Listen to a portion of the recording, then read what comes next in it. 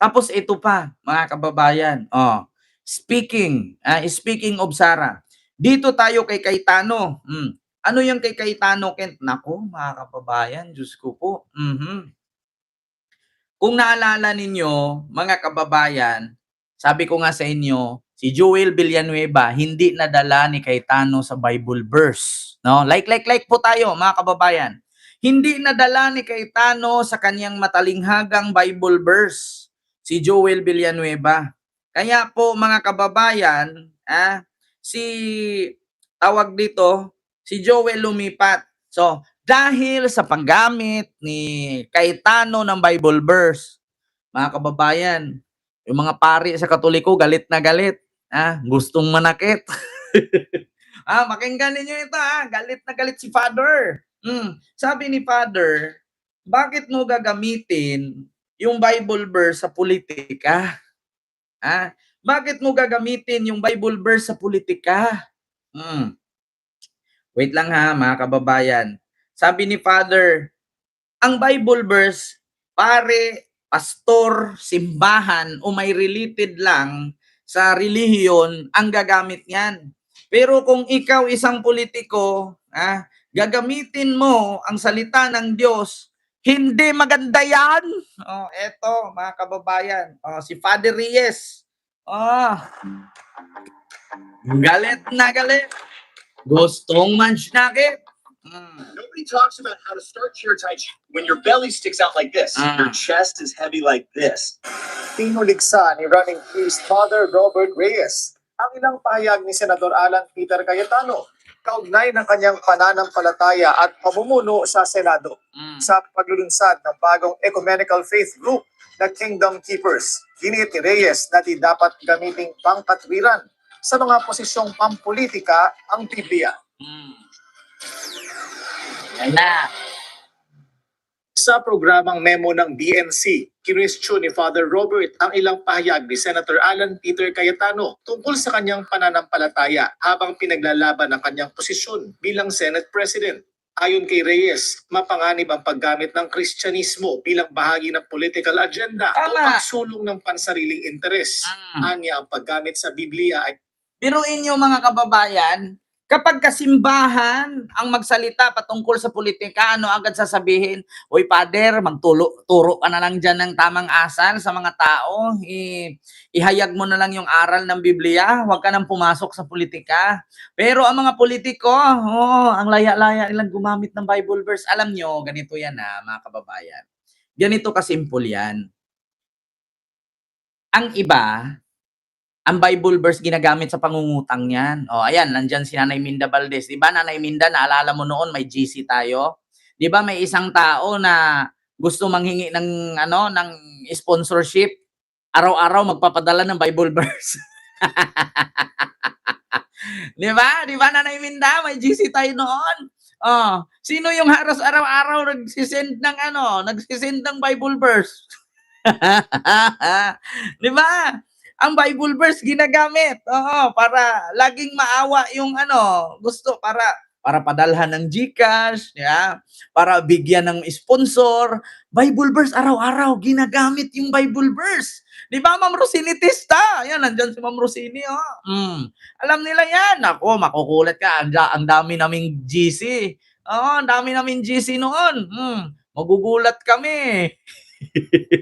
Ma'am Lily Tonini, hayaan na natin siya, Ma'am Lily Tonini, di ba? Hayaan na natin. Diyos ko. Ganyan ginagawa mga kababayan, para mabigyan ng sponsorship. Bible verse. Pagkagising sa umaga, mapagpalang araw, mga anak, according sa verse 12, kapitulo 3. Ang bubudol pala. Gumamit pa ng Bible verse. Di ba, Ma'am Arlie Hagpuwa? Di Aloha. hindi otomatikong patunay ng katotohanan o katwiran. Na-infect na ang bansa natin yun sa tinatawag ni C.J. Sereno na performative Christianity. Tama. No, performative Christianity. You use Christianity to justify behavior, to justify performance, and you say something, you do something, and then you add scriptures as if your performance is acceptable, is legitimate. Mm. Pero you do not, that's the wrong use of scriptures. Christianity is not performance. Para kay Reyes, ang tunay na pananampalataya ay hindi nakikita sa mga simbolo o pahayag, kundi sa pagiging tapat sa mga aral ng Diyos Tama. at sa pagpapakumbaba sa harap ng taong bayan. Tama. Sabi sa statement namin, it is a presumptuous blasphemy to say that God does not doubt me. We don't presume the opposite, that we are not sinners, that we are worthy 100%. I'm sorry, Alan Peter, I cannot see how you can presume to be sinless and how you can presume to be worthy before God. Before your people see your so many sins and your unworthiness to be where you are right now.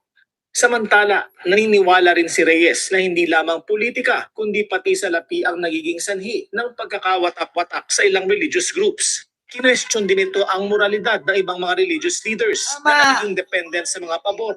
May mga ibang religious group dyan. Kapag si congressman malaki ang bigay, rally tayo bukas, sama kayo ha. Bidding-bidding ba? Di ba dapat bawal yan? Tapos magugulat ka sa eleksyon, kinakatakutan sila. Bakit? Takot sa kanila. Yung mga politisyan. Bakit? Kasi kapag hindi ka sumunod sa gusto ng leader nila, hindi ka nila iboboto. Tapos, magkano ba? May mga ganyang relihiyon na mga kababayan.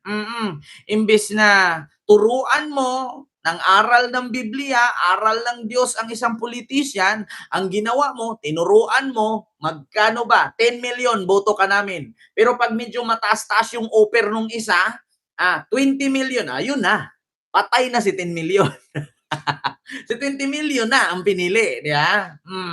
Nako, maraming ganyan mga kababayan, ginagamit. Yung relihiyon para magkapera. Tapos, kapag ka maganda leche-leche, yung mga miyembro, walang mapapala. Example ko sa inyo, si Kibuloy. Ang daming pera. Ang ganda ng mga ni Kibuloy. May paralan, may mansyon, may dome, may mga helicopter, private plane. Ngayong nakulong si Kibuloy, sinong nagbenepisyo? Sinong nagbenepisyo? Yung mga miyembro ba? Hindi. Si Kibuloy pa rin. Bakit? Nakapangalan lahat kay Kibuloy. Walang mapapala ang miyembro. Ano makukuha ng miyembro? Wala. Bakit? Hindi naman sila pinipilit magbigay. Kasi kapag nagbigay ka pang gasolina sa private plane, maliligtas ang buhay mo. Pero yung isang OFW sa Singapore, umubos na siya ng 500,000 pang gasolina. Kay Kibuloy, yung buhay na, nasangla yung bahay, nabenta yung alahas, lahat na, pati tuition sa anak nagamit. Saan ka magreklamo? Wala kang ireklamo, bakit? Simbahan yun eh. Diba? Ganun yun mga kababayan. Kaya, nako, beware. Mag-ingat po kayo sa pagsali-sali nyo sa mga grupo-grupo. Ma'am Maria Santos, hello po. Mag-ingat kayo pagdating sa mga ganyan, maraming ganyan, manlilin lang. Akala ko dati yung mga manlilin lang, yun lang yung mga budol, gumagamit ng Bible verse. Ngayon, ultimo politician, may pa-Bible verse na. Ano to? Pag may mali, idaan sa Bible verse? Bakit? Para sabihin, makadiyos at tapat at malinis? Sure dia. Diyos ko.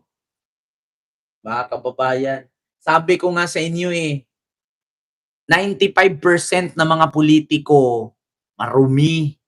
5% lang dyan ang malinis. 5% lang sa 100% sa mga politiko ang malinis. Yung 95%, nandyan lahat. Ganun yun mga kababayan. So, alam nyo na. Narinig nyo na, mga kababayan. Ultimo, relihiyon, ultimo pare, binatiko si Cayetano, hindi nagustuhan ang paggamit ni Cayetano ng Bible verse. Yeah? Oh, hay nako mga kababayan. Kaya nga sabi ko sa inyo mga kababayan, mag-ingat sa mga Bible verse na kumakalat. Akala mo Diyos, yung pala mambubudo lang. Yung pala mang-i-scam lang. Kunwari may Bible verse pang ipaglalaban. Ganyan naman talaga mga kababayan ang gawain ng mga masasamang tao. Kapag scammer, anong laging ginagawa? Nagpo-post ng Bible verse para sabihin mabait. Diyos ko, marami akong kilalang ganyan. Nakilala niyo yung Don Chioto, yung kalbo sa Iloilo, na may eroplano, may mga guns, may mga ano. Ang tawag dyan hindi Bible verse, Bodol verse. Di sana sa sobrang paglalabas ng Bible ni Cayetano, di sana si Joel Villanueva hindi siya iiwan. Diba? Yan ang isipin ninyo. Kung tama ang paggamit ni Cayetano ng Bible verse, bakit si Joel Villanueva umayaw? Diba? Bakit si Joel Villanueva umayaw? Kung tama ang paggamit ni Cayetano ng Bible verse. So yun lamang po mga kababayan. Maraming salamat po sa inyong lahat.